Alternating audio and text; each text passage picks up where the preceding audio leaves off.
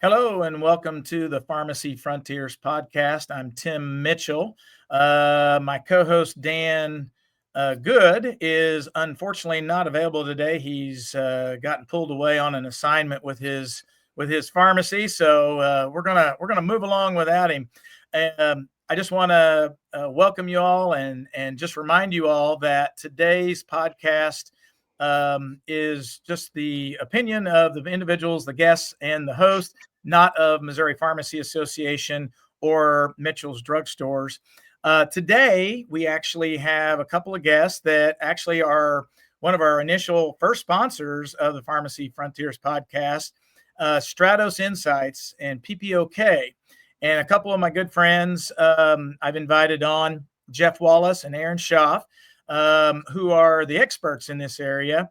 And, you know, I just want to welcome you guys. I just want to let you know that Pharmacy Frontiers podcast is not a real formalized podcast. We're pretty simple guys, but you know, we really want to get to know the individuals that are on our podcast and let our listeners know that, you know, you guys are pharmacy people too, and not just corporate individuals working in a business somewhere. So I'd like to welcome you all, and Jeff, if you don't mind, we'll just start with you and kind of tell us a little bit about your story, where you're from, where you went to school, you know, and kind of how you got your start in pharmacy. And you know, don't go too long. I know you're a talker, so. Tim, thank you so much for having Aaron and I on this call. We're really excited about sharing our knowledge in our industry and what we do to help independent pharmacies. But my background, I'm a pharmacist by trade. So I got into pharmacy because my dad was a pharmacist. How a lot of people, you know, do that. And, you know, your Sure. son is a pharmacist as well. So Yeah. you get in because your dad was doing it. And so I got into pharmacy school at the University of Oklahoma, graduated in 1989, and went to work. My first job out of school was with a chain of pharmacies down in Texas. Worked for them for a couple years until my dad called me back to Oklahoma to work for him. And he was the president of a 10-store group of pharmacies in the Oklahoma City area called High Drug. Worked for them for about 10 years until they sold to an entity which will probably date me a little bit, named Eckerd's, which Eckerd's is no longer around either because CVS took them over. But Eckerd's bought us back in the late 90s. I had a non-compete based off of the job that I had at the company. And so I had a non-compete for about a year and had to work for Eckerd's for about a year and learned a lot that I did not want to be in the chain environment. But I did get a phone call that was very interesting 1 year after, you know, right after my non-compete was up, from a wholesaler that I used to be on the other side of the fence of, you know, in negotiations when you're negotiating with your wholesaler. And Bill Hammock at McKesson called me and said, hey, would you be interested in going to work for us and doing something a little different in sales? And as a pharmacist, I was like, I don't know if sales is for me. I don't know if this is something I can do. But jumped in, ended up working for McKesson for 14 years. Enjoyed it. Learned a ton about that side of the business, understanding the buy side and all the different entities around that. And then got to a point in my career and my life that my son was busy with stuff and I was traveling a lot. And I called up an old friend, Lonnie Wilson, who many of your listeners probably know who Lonnie Wilson is. He was the executive director of PPOK, and said, hey, Lonnie, if there's ever an opportunity, you know, let me know because I might be interested in coming to work for you. And literally a week, not even a week later, he calls me back and goes, Jeff, I got something for you. And what I did when I first worked for PPOK was we started a generic pharmaceutical warehouse. And McKesson wasn't very happy about that with me, but that's fine. Yeah, I'm sure. But started a generic warehouse, did that for about 4 years with Aaron's help. We started GCP and it was really good and really helped independent pharmacies out. We were able to buy generic pharmaceuticals at a substantial discount of what they could get from their wholesalers. And for that period of time, I think we saved the Oklahoma pharmacies that we serviced a bunch of money. And so that transitioned when we consolidated with PBA Health up in Kansas City. They took our warehouse and moved it into their warehouse, which was fine. And what we did since then is I kind of transitioned into a couple different roles. And my current role right now with PPOK is a vice president of sales. So I run all the sales for all the different businesses within PPOK, Stratos Insights being one of those. And that's kind of where I've got to how I've got to where I'm at today. Well, that's an interesting story. So you've seen many different sides of pharmacy that a lot of people don't actually see. So I appreciate you sharing that. That's very, very enlightening. So Aaron, I'd like to kind of hear your journey through pharmacy. I know Jeff kind of alluded to a little bit of it there. And you don't have to. Oh, by the way, Jeff, I mean, you were working. You graduated back in the early 1900s, right? It seems like it, Tim. I my hair's gray, just like it always has been. It's been, it I know that's what loose when I talk to that younger generation, they're like, "Oh my gosh, the 1900s? That was a long time ago." I'm like, "No, that's when I graduated." So, So, Aaron, tell us your story. Kind of how you got started and go from there. Sure. It's a little bit different than Jeff. I went to school for IT and finance, and lo and behold, right out of college, I took a job in sales. So, it's just the way life works. And one of my clients I called on was actually PPOK. And turns out they were looking for an entry-level analyst. And I thought, I might throw my hat in the ring. I want to actually use what I went to school for instead of just moving straight into sales. And they gave me a shot, and that was, back in 2006.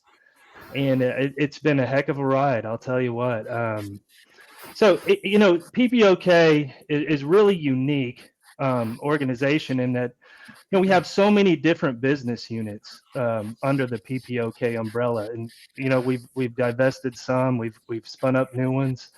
And the IT department at PPOK is decentralized, and that presents a unique opportunity for anyone that works in IT at PPOK, because you get to learn about all the different business units. It can be a little exhausting at sometimes. You're trying to differentiate apples, oranges, watermelons all the time. So from the buy side to the PSAO side to the switch side with RX Link to the PBM side with MaxCare. But what it does is it gives you a really nice breadth of knowledge within the pharmacy industry. And I think that's one of our competitive advantages. I asked our HR person before I jumped on this call. I just said, what's the average tenure of an IT professional at PPOK? Turns out it's a little over 10 years. Wow. So yeah, absolutely. It's something to be proud of. I think we've changed some hiring processes and things like that. But long story short, if you can get past that ramp up period, which is an extended period, you start to see the matrix. And I think that's lended to us building some more really intuitive solutions for our clients, because we have that knowledge of the entire ecosystem within the pharmacy space. Started as that entry-level analyst, started learning about all the different business units, and really I'm a data nerd, so I just ate up all the data that we had, from the claims data to the buy sides data to the reconciliation data for 835s, and then we had this opportunity to spin up Stratos Insights, which is the kind of the culmination of all that knowledge in our professional consulting that we offer to our clients. That's amazing. So what is your official title, Aaron, at Stratos? I'm the vice president of Stratos Insights. Okay, cool. And so I want to make sure and just kind of bring it back just a little bit. I know a few years ago, PPOK, one of the parts of PPOK, which is Pharmacy Providers of Oklahoma, correct? Is that what that's for? had a PSAO that formed or took care of pharmacies, and then was that in 2020, 2021, Somewhere in there. spun off into Align RX. Mhm. And I know I still get a lot of people that I talk to about Align RX that says, well, PPOK doesn't exist anymore. And Jeff, do you want to kind of talk a little bit about that? I mean, you guys have already alluded to there's many other businesses inside of PPOK. So it sounds like that's the corporate umbrella, and then you've got DBAs underneath that. Is that how you guys have that set up? Yeah, Tim. It is kind of confusing for the public to understand what PPOK is now that we've divested or moved away from the PSAO, because that's what we were built on, right? When Lonnie built this company years ago, back in the early 80s, it was built to try to help pharmacies with their insurance business and trying to help them manage their third-party contracts. And so when the PSAO and RX Select was the name of it, when that consolidated or moved in with Arate's PSAO to form Align, people thought PPOK went away. So people thought, okay, PPOK is gone because now it's Align. Arate is gone because it's Align. That's not necessarily the case. PPOK still is a viable company, and we've got several different business units within it. One of them being RX Link, which, as you know, and some of your listeners probably know, RX Link is a switch that competes with Relay, that competes with Change, that has a bunch of programs and services around it to help independent pharmacies with their business. And so RX Link's a big part of what PPOK is. And then, like Aaron said, we've spun up some companies since then. Max Care is a small PBM that's independent friendly. That, when you say PBM, you think of a 3-letter cuss word, right? Yeah. Well, Max Care is a little different in that it works directly with the self-insured employers, and the reimbursements to the pharmacies are what we look at, because obviously PPOK has a board of directors who are independent pharmacy owners, and so that board will not allow us to move into a situation that would be harmful for independents. So our PBM Max Care is very independent friendly. And then we have Stratus Insights, which is the company that we're going to talk about today. We've also got a small hospice business called Max Haven that we use to help pharmacies with their hospice business. So if any of your listeners have hospices, we'd love to talk to you about that as well. But that's kind of what we've spun into. So PPOK is still around, still doing well, but it's a little different than what a lot of people, believed it to be. Sure. So PPOK isn't just for pharmacies in Oklahoma. I mean, it goes nationwide, correct? Correct. We work in all 50 states. We've got clients in all 50 states that work in some form or fashion with our businesses. That's amazing. Yeah. So, and how many employees do you all have in PPOK? We've got a little over 50 employees. Okay. It's a small company. We used to have, when we had the PSO, we were over 100 employees. And so obviously with that being gone, a lot of the employees moved and transitioned to Align, which I wanted to make sure your listeners understand. PPOK still has ownership in Align. Right. It's a 1/3 ownership with Pharmacy First and APA from the old Arteget days. So we still have some ownership there, but they operate as their own company, and we allow that obviously as well. That was going to be my next question. You're anticipating where I'm going with all these things. So where we're at now, Aaron, I'd like you to kind of tell me a little bit more about Stratus Insights. I love your logo. I like it's very sleek and cool. I don't know if you designed that or if that was John Crumb doing, but which, by the way, CEO of PPOK is John Crumley. We should have had him on with us today, but he may be out of the office today. That being said, Aaron, I'd like for you to kind of tell me, what does Stratus Insights do for pharmacy, and what are I know IT is a growing area, and there's so many options, but why was it formed, and why do we feel like that's going to be, what people are going to need for the future to support community independent pharmacies? Sure. Thanks, Tim. Great question. Yeah, I think it can be boiled down to, you know, we build customized solutions for unique business models.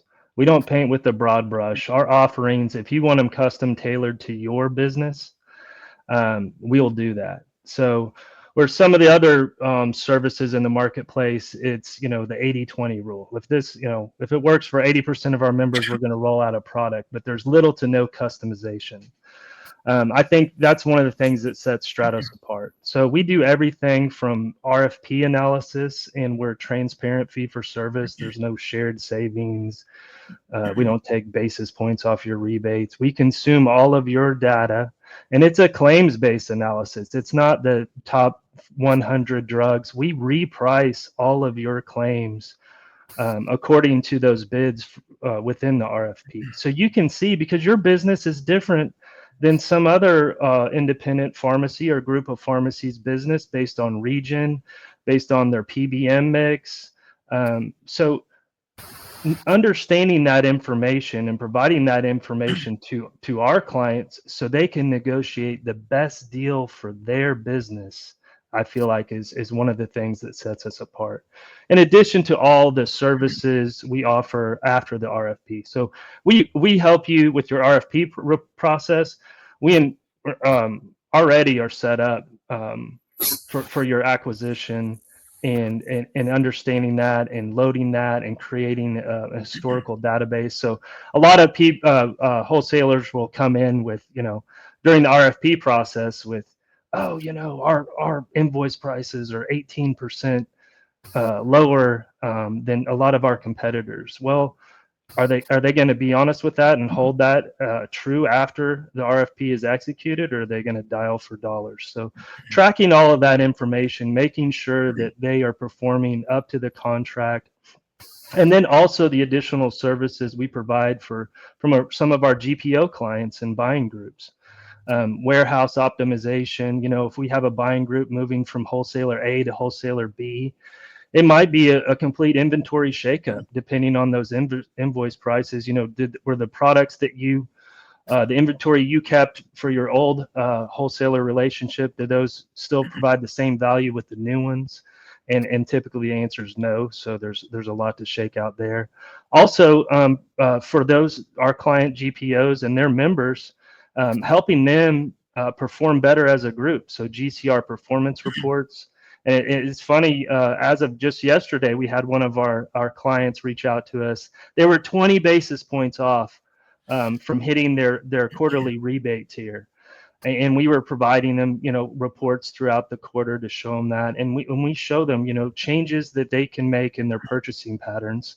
And they did. They made a couple tweaks, and they were able to hit their rebate target for the quarter. And that's huge when you're talking about $6,000 in rebates and 20 basis points, especially in today's climate. So that's the kind of thing that inspires us, keeps us going, keeps us innovative.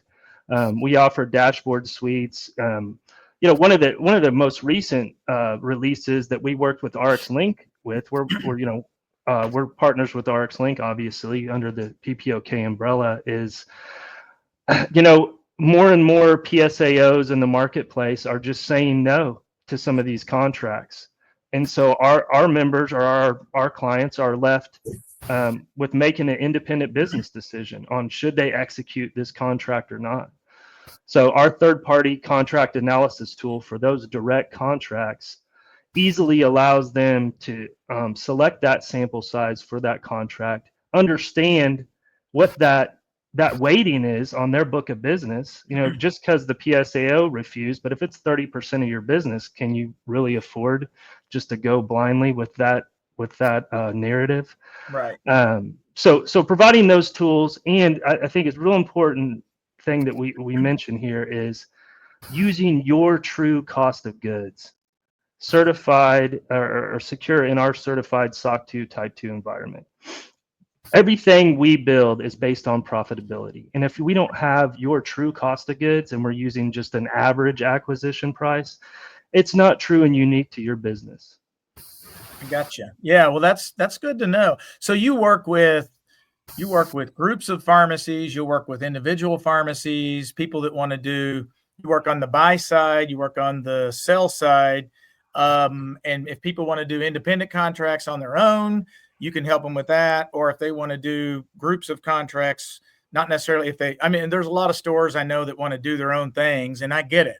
PSAOs and GPOs may not be for every single pharmacy owner, especially when their backs are against the wall in so many different avenues today. So it sounds like you provide a service for some people that may not always fit the mold for every other type of buying opportunity or sell side. So is that correct? Yeah, that's a great description of what we do. That Yeah. customized solutions for unique business models. There you go. Customized. I think that's great. So, looking at the future for Stratos, do you see, I mean, I assume you maybe kind of talked about it there toward the end as far as on the sell side. Is that the future of what you're doing, or is there more things down the road that you can kind of tell us a little bit about what you're talking or what you're going to be doing down the road? Or certainly I know you want to grow the business and be able to try to service the community pharmacies in the best way that's best for them. And I know the mission of PPOK, I know John Crumley told me, if it's not in the best interest of pharmacy, we're not going to do it. And I think that is huge, and pharmacy owners need to know that. So what are you guys looking at for the future? Yeah, great question. I think I'll say an acronym that is a hot topic these days, but AI. We're on the forefront. We've invested significant resources on that front. So, imagine not having to slice and dice a dashboard, but just ask a question. What's my number one plan for Part D, and what are my revenue? What are my margins like over the quarter over quarter? And it just pops out an answer. So we're developing our own in-house AI solutions, because what do independent pharmacists or pharmacists in general not have? Time, right? Right. Oh yeah. So that's the challenge. We build these, I can just type something in. Yeah. Oh yeah. Right. It would make my life so much easier. Yeah. So we're tracking with you right now, Tim. And that's based on feedback from our members, and we're ahead of the curve in that space. And I'm really excited about the future. So just ask you another question, follow up on that. Is that going to be available for the coming year for the Part D enrollment, or is that going to be a 2026 venture? I don't want to overcommit. I'm pushing you. I know you are. That's all right. We like to be pushing. Yeah. I would say I don't want to overcommit there. We've got a lot of testing, because AI will give you an answer, but it's not always a right answer too. Correct. Yeah. So we have a whole QA gamut that we need to run through. So I would say 2026. Now, obviously, if we can under promise, over deliver, we're always happy to do that. But I don't want to mislead expectations on that front. It's a big initiative. That's cool. So Jeff, I know PPOK, you were talked about the different ventures going on with that. Do you see anything else in the future for PPOK in general? I know this is a Stratos talk, but do you have other things in mind going on down the road? We'll kind of end with this, and then we'll kind of finish up here. So I think it's funny that question, because our CEO John Crumley is very he's always looking for a new interest or a new business unit or something different. And I think our marketing department and some of our folks are like, hey, calm down. We don't need to be jumping into a whole bunch of stuff right now. I can promise you PPOK is going to always continue to evolve and change and move. It's not going to go away. It's not going to go away. I tell you, RX Link, that company has done really well. We've got, we took a really good opportunity, unfortunate opportunity, when Change Healthcare went through their cyber situation. That helped show our prowess, value. if you will. Yeah, it showed our value. PPOK had RX Link, but RX Link was strictly independent focused, strictly community based focused, and that Change event broadened our horizons. We've got clients like Mayo, who would have ever Mayo thought Clinic. Mayo Wow. Clinic would do anything with PPOK? Yeah. And so we've expanded our reach a lot with what we do and how we do it.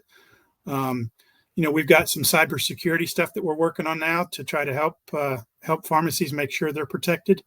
And that will be coming out fairly soon. So we've got stuff we're always working on, Tim, and it's well, that's cool to John's hear. never going to sit still, and our board's not going to let us sit still. So yeah. Well, that's amazing to hear, guys, and I really appreciate you being on today. So just to finish up, every podcast, kind of bring it back to home here. I try to give our guests an opportunity to share something about themselves that maybe not everybody may know, and it doesn't have to be pharmacy related per se. And so, Aaron, we'll start with you. What would you like to share something about you that maybe not everybody knows? It might be an interesting fact about you. Yeah, sure. I don't know about interesting, but I enjoy jigsaw puzzles in my spare time. My wife and I like to do it, and we just had a corporate retreat last week, and we broke up into teams, and one of the challenges was to build a 500-piece jigsaw puzzle. Well, it turns out I'm not the only closet puzzler, because our team in 50 minutes, all but 42 pieces were assembled. Wow. So it was that's amazing. Yeah, it was pretty neat. It was pretty neat. That would take me days, maybe weeks. That's an interesting fact. So, Jeff, you want to share something about yourself? I also like puzzles, but that's not the fact I was going to share. So it's interesting, when you get married, it's a partnership between you and your wife, and I married a cowgirl. So she was in a ranch, grew up on a ranch, all that stuff. And so I learned the cattle business a little bit through her father and her family. And Robin and I have our own cattle company that we work with her folks. Her dad runs it for us as a managing partner of it. But, when we got married, Robin had that business, and we had to do something with the money because they had to decide, had to change it once we got married. Yeah. And so we took that money and put it right back into the cattle business. And all of your listeners that are in the cattle business may know, you go up and down. You have some peaks and you have some valleys, and we've kind of been able to manage through those peaks and valleys, and it's been a lot of fun. But here I was growing up in Oklahoma City, didn't know what a cow was. I had hardly nothing to do with cattle. And I've gone from that to branding and cutting and all the different things that you have to do. So that's cool. A lot of people may not know that about me. Yeah, well, that's a good story. It's interesting to hear. So, guys, I just want to thank you again for being on today. We're rounding out the podcast here. I want to tell all of our listeners to please like and share our podcast and with your friends, and you can listen to this on just about any platform. I think we're on YouTube, Spotify, Podbean, a bunch of different hosting sites, and you just want to welcome everybody to listen to this and past episodes. Guys, thank you again. Appreciate your time. And I just want to remind everybody, it's a great day to be in pharmacy.